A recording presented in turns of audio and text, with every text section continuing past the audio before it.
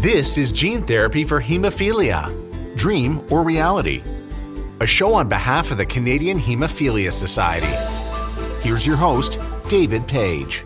Today I have the privilege of welcoming Brian O'Mahony, Chief Executive Officer of the Irish Haemophilia Society and a former president of the World Federation of Hemophilia and the European Haemophilia Consortium. Today's podcast is entitled, Who is Eligible for Haemophilia Gene Therapy? Welcome, Brian. Thank you, David. So, Brian, I think you're the ideal person to answer these questions. Your organization in Ireland, and in fact all through Europe, they've been very proactive in educating members about gene therapy, and you yourself have been involved in a gene therapy clinical trial. Could you tell us about how you've prepared your members for the arrival of this brand new therapy? Yeah, we tend to be quite proactive in terms of educating members about pipeline therapies for haemophilia generally. So they've been hearing about gene therapy for at least 10 years. It's 10 years since we had the first companies coming over to Ireland talking about developing gene therapies, talking about clinical trials. And at the time, we were looking at potentially trial enrollment. So in fact, what we did at that time, rather than the companies appointing a lead investigator who would then speak to the people with haemophilia on a one-to-one basis, we would organize meetings, events in the evening where they'd hear from the company, they'd hear from the clinician. And we found that process of having group meetings, maybe 10, 15, 20 people, was very effective as a means of communication, because literally somebody goes in, if they're going in a one-to-one situation, you're leaving the meeting, you're thinking, was the doctor too optimistic, too pessimistic? I should have asked this question. I'm not sure I understood that. If you're in a group of people, somebody else will ask a question that you hadn't thought of at the time. So you actually get more information from that. So we've had those meetings over a number of years. We've also had information lectures at our events. So we've had scientific lectures on gene therapy. And then at a following conference, we might do a workshop. So for example, 2 years ago, we took all of the people at one of our conferences to a workshop on gene therapy. We explained all the areas of uncertainty and what was unknown. And then at the end of the workshop, there was a stack of envelopes, sealed envelopes on a table, and they had to select one at random. And that was their personal outcome. So it was meant to show them that you can't predict your personal outcome. You have to be prepared for whatever it throws at you. So I think we're currently looking very seriously at reimbursement of gene therapy. I don't want to roll out our formal education program until we have that agreed, because I don't want to bring people down an education program and then find that they can't get access to the gene therapy. So once that's done, and I predict that won't be too long, we'll roll out our education program, booklets, infographics, but also we'll continue those meetings.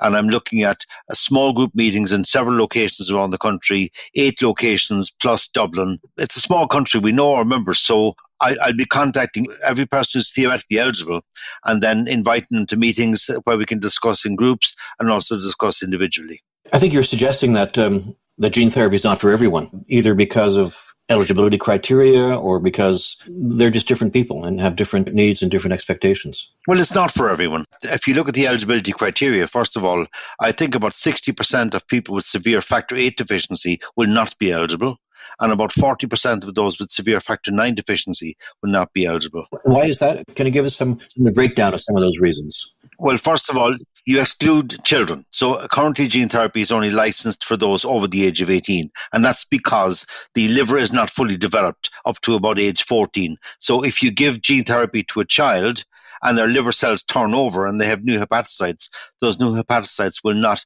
express factors, so you may lose the gene therapy. So really it's for adults, although there are starting trials now in 16 upwards, and they may eventually get to 12 or 14, but almost certainly not under 12. So you exclude the children with severe haemophilia. You exclude mild and moderate, because this is really for severe haemophilia, although some would say moderate or moderately severe, so maybe less than 2%.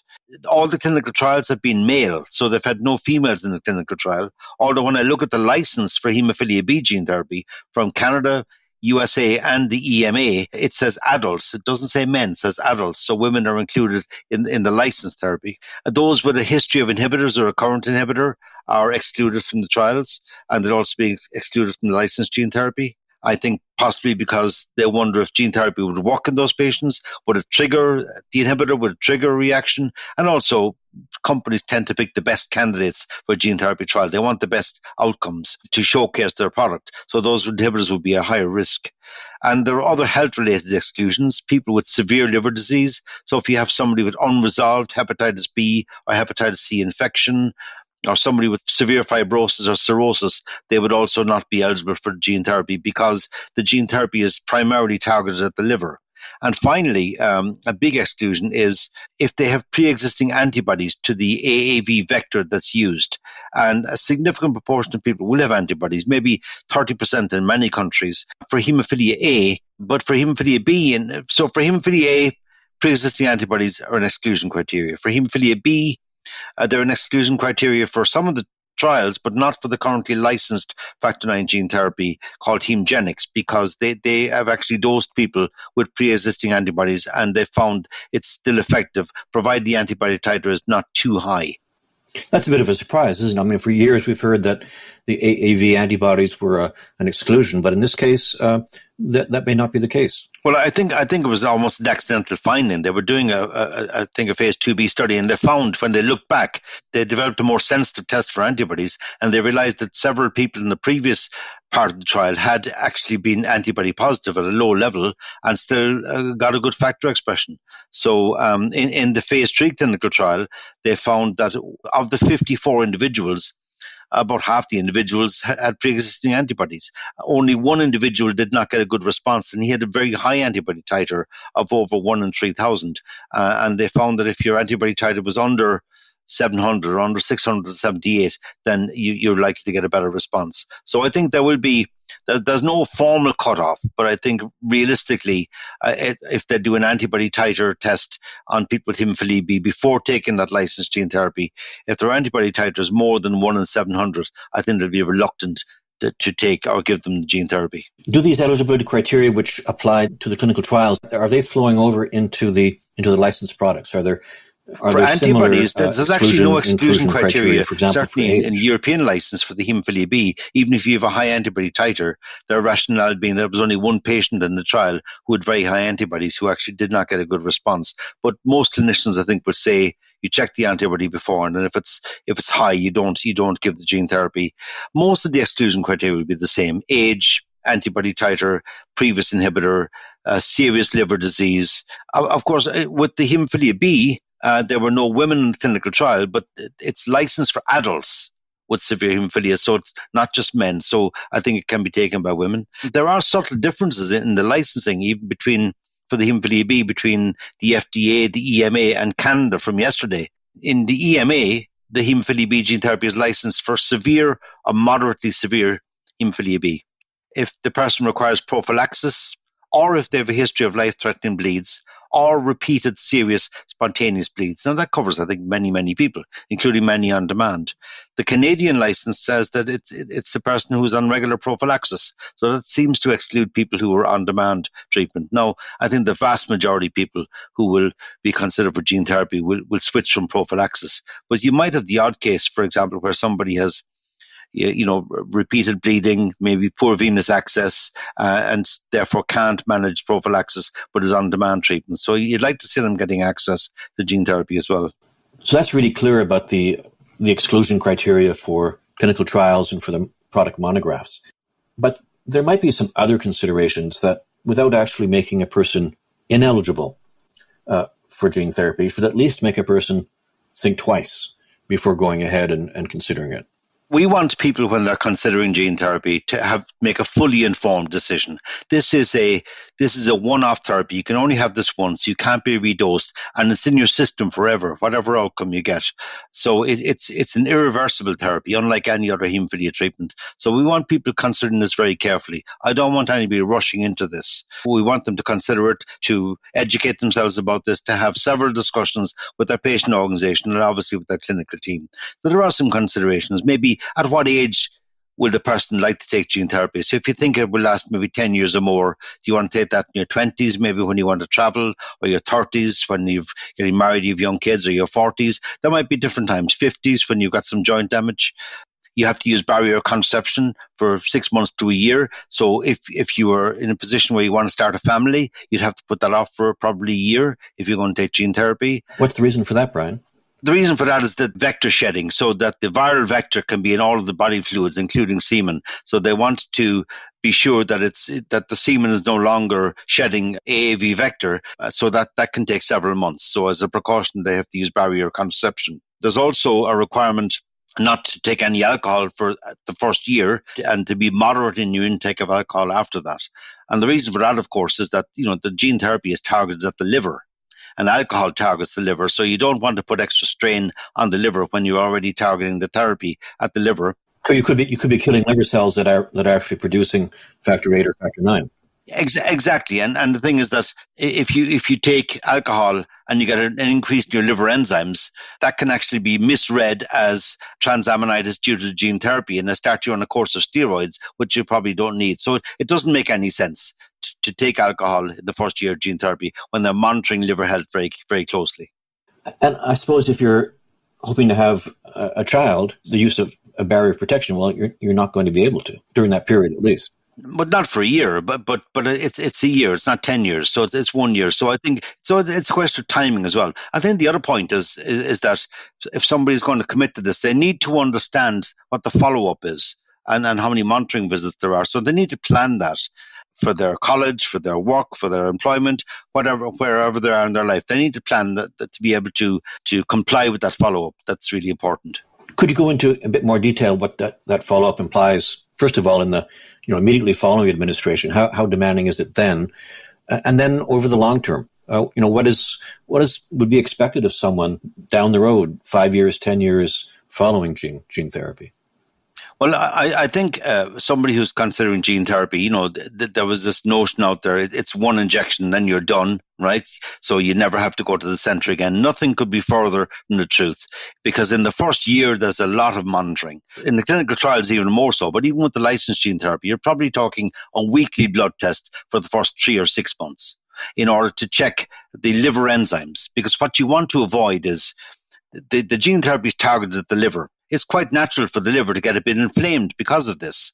But that liver inflammation does not connotate severe liver disease. What it can do, however, is knock out the gene therapy. So if you start seeing any rise in the liver enzymes, you have to deal with that very quickly by giving the individual steroids.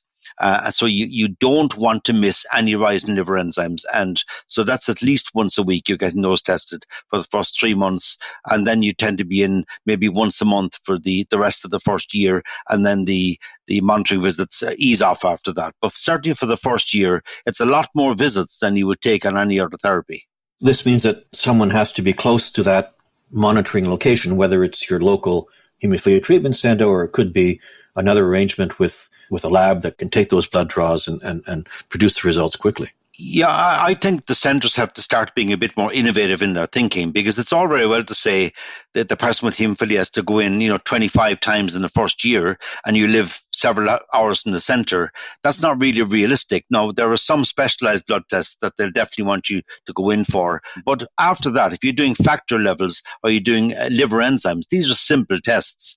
So in Europe, they have a hub and spoke model where you have the major hub center is the one that gives you the dosing and the main informed consent process. But then your local center would be the spoke center, where you might go in there to get your blood tests, your routine blood tests. And once there's good communication between the two centers, that should be absolutely fine. And in fact, I think the centers also have to think about perhaps, facilitating the patient coming in the morning or the evening, or sending a nurse to the home to take the bloods at home.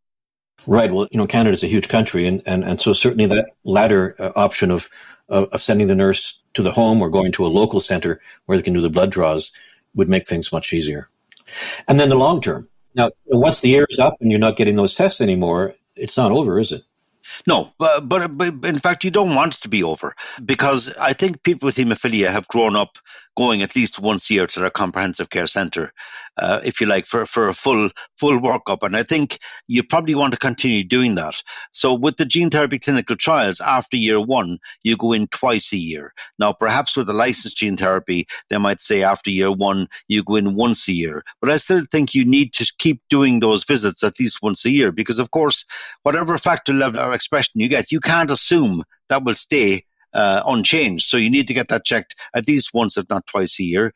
And you also want to keep an eye on your liver health. You want to get some ultrasound scans, and you want to get joint health scores and other measures, which in fact will not only help the individual, but will add to the core of knowledge in the community about the outcomes of gene therapy. And I think those people who are going to get the first couple of hundred people who are going to get a licensed gene therapy almost have a responsibility as well to help the community in terms of gathering information about short and long-term outcomes. Do you think that should be a formal commitment on the part of the person receiving, a very expensive therapy, a commitment to provide that information back to the community and to the researchers? First of all, the main benefit is to themselves, because you need to monitor how you're getting on with the gene therapy. It should be a formal understanding. Now, I don't think you can make it a formal commitment, because frankly, if somebody gets gene therapy and nods and says, yes, I'll comply with all the visits, and then disappears, there's very little you can do about it. But I think it needs to, as part of the informed consent process, it needs to be clearly understood by the person with haemophilia that there is a monitoring requirement here afterwards, and it's really, really important, not just for yourself, but for the community, that you comply with this. In closing, Brian, is there anything else you'd like our podcast listeners to know? No, I think it's we've been talking about gene therapy for a long time. We had the World Federation Congress in Dublin in 1996, and the theme was From Care to Cure, and we had a lecture on gene therapy. It's taken a while. That's 27 years ago. And I know that there are uncertainties and that there are things we don't know about gene therapy, but still things have moved on remarkably. I was looking back at a talk I gave at the UK annual meeting in 2006, and at that time we talked with great excitement about the possibility of a gene therapy which would be a once-a-year injection, giving a factor level as high as 5%. That now seems not very optimistic. Our podcast series is entitled Haemophilia Gene Therapy, Dream or Reality. Which do you think it is? I think at the moment it looks very much like a reality for haemophilia B. For haemophilia A, it looks like a very long sabbatical. I think you've seen a slow rollout even in high-income countries to date. And I think for many people in lower, medium income countries, it's not going to be a reality for quite a while yet because of cost, and also because actually in India, China and South Africa, about 90% of the population have antibodies to the vector, so they can't take the current generation of gene therapies. But I think it is a reality. It's not a reality for everybody. It's not the end. It's not even the beginning of the end, but maybe it's the end of the beginning, because we have further generations of gene therapy to come. We have gene editing to come. Thank you, Brian, for doing this podcast and for all your work over many decades for the haemophilia and bleeding disorders community. Thank you, David. For more information on gene therapy, we invite you to check out other podcasts in the series Haemophilia Gene Therapy, Dream or Reality, including one called What's It Like to Receive Gene Therapy, in which Brian O'Mahony explores what that's like, from the shared decision-making stage to administration through to follow-up. For more information, we invite you to check out more episodes in this series, Haemophilia Gene Therapy, Dream or Reality. This podcast series was made possible by an unrestricted educational grant from Pfizer Canada to the Canadian Haemophilia Society.